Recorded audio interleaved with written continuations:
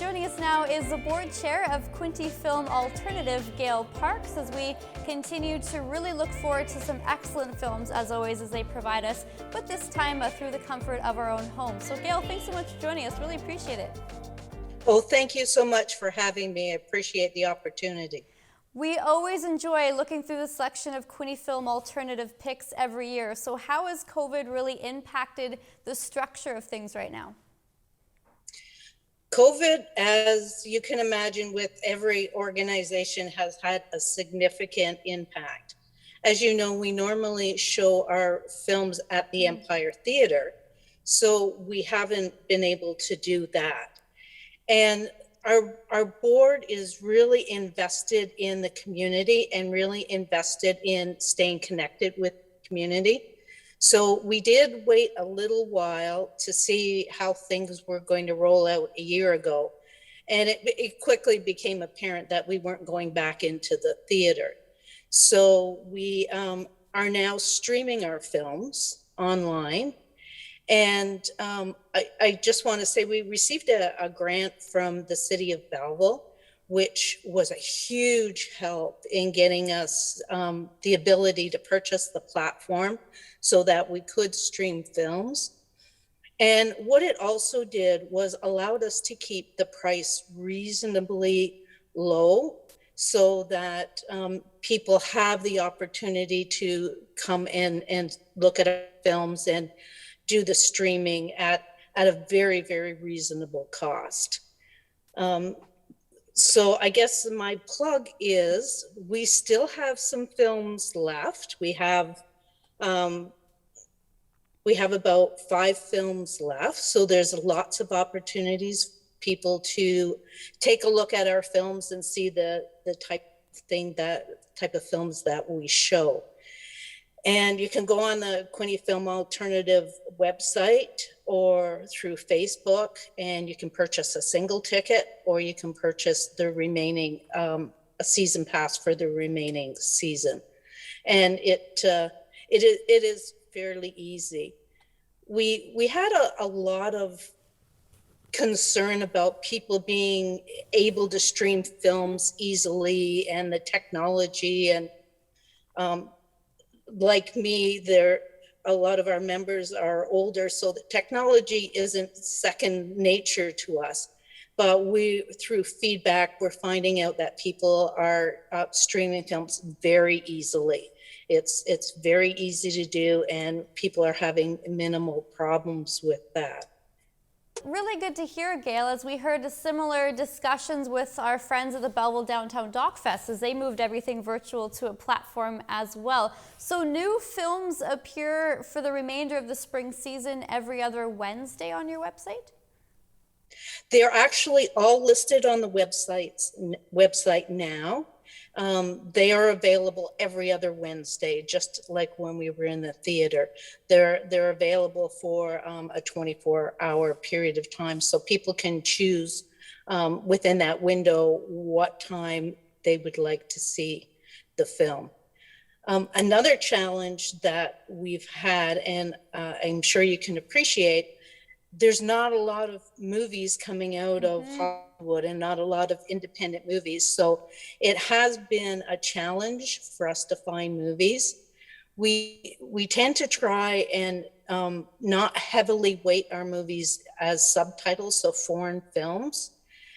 So this year that has been a challenge because those are the foreign films are the films that we seem to be able to get. And we're a small club, so a lot of the big distributors really don't want to deal with us because we're not showing it 1,000 times type things. So trying to navigate through that. In the past, we've had assistance from the film circuit, the Toronto International Film Festival Film Circuit. Well, they have reduced their staff as well. So they can't support the smaller clubs either. So it's working with distributors and finding the films. So that has been a bit of a challenge this year as well. That's a really excellent point to bring up. I would have never thought with the rolling effect of this, what's happening going forward. But Gayle, just to perspective here, I guess I understand now why that City of Belleville grant was so important for you with the funding when it came when it did. So how much money are we talking about? The city gave us $4,000, which, like I said, helped to pay for the platform. We also used Cindy Thompson from Burst Impressions to do all the technical work, and she's been invaluable. I'm sure she is only charging us for about half the time that she's actually working on this. So she has been absolutely wonderful to us as well. So we've been able to stretch that $4,000 fairly far. And like I said, we also haven't raised ticket prices. We've tried to keep the tickets reasonable. So that's kind of our way of giving back to the community as well. It really hammers home the fact that just how affordable you're keeping things, because $6 for a film at the Quinte Film Alternative, if you wanted to rent anywhere else, would be $12, $15 on some other platforms. So it's great to see you giving back to the community that way. Any discussion or thought about what's coming down the line? I mean, how far in advance would you normally be discussing getting the next set of films ready for the next season? We would probably be starting sometime next month to look at the fall and trying to get our films in line. And we will do that. We will continue to do that. We really hope that in September, we will be back at the Empire showing our films every other Wednesday as usual.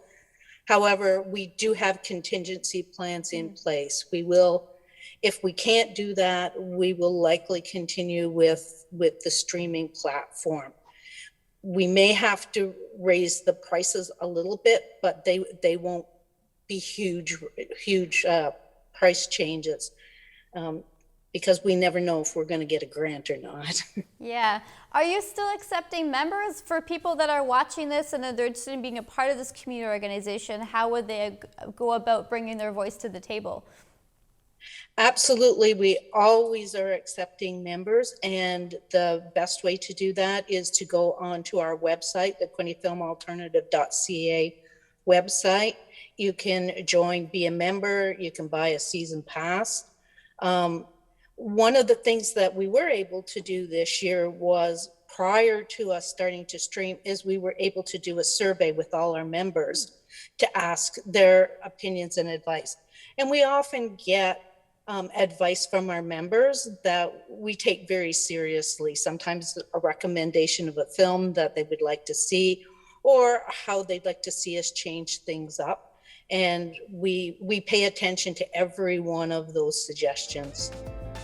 Well, Gayle Parks, once again, thanks so much for providing this really valuable insight as to what's been happening on a local film front. This has been really interesting to see kind of how you've been pivoting and adapting. So wishing you and your team well as we look forward to a brighter summer, a brighter fall, and hopefully we can all be back in the studio in the same room. So thanks so much for joining us. Oh, thank you very much for having me.